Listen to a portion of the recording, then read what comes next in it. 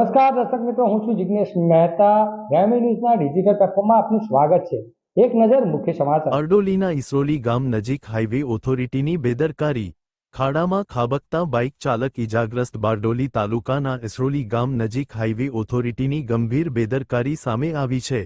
હાઈવેની બાજુમાં ખોદવામાં આવેલ ખાડા પાસે કોઈપણ પ્રકારનો રિફ્લેક્ટર કે અગાઉથી ચેતવણી આપતો દિશાસૂચક બોર્ડ મૂકવામાં આવ્યો ન હતો, જેના કારણે એક બાઇક ચાલક અકસ્માતનો ભોગ બન્યો હતો.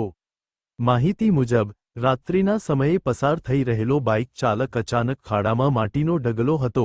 સ્થળ પર કોઈ સૂચના ફલક અથવા ચેતવણીના નિશાન ન હોવાથી ચાલકને ખાડાની જાણ થઈ શકી નહોતી. અકસ્માતમાં બાઇક ચાલકને ઈજાઓ પહોંચી હતી.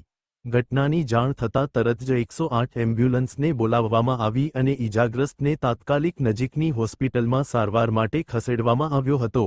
ઈજાગ્રસ્ત વ્યક્તિના ખિસ્સામાં કોઈ ઓળખકાર્ડ મળ્યું ન હતું. જો કે, સ્થળ પરથી મળેલા મોબાઈલ ફોનના આધારે તેના પરિવારજનોનો સંપર્ક કરી તેમને ઘટનાની જાણ કરવામાં આવી હતી. સ્થાનિક લોકોમાં હાઈવે ઓથોરિટીની બેદરકારીને લઈ રોષની લાગણી ફેલાઈ છે અને ખાડા પાસે યોગ્ય સુરક્ષા વ્યવસ્થા તથા ચેતવણી બોર્ડ લગાવવાની માંગ ઉઠી રહી છે.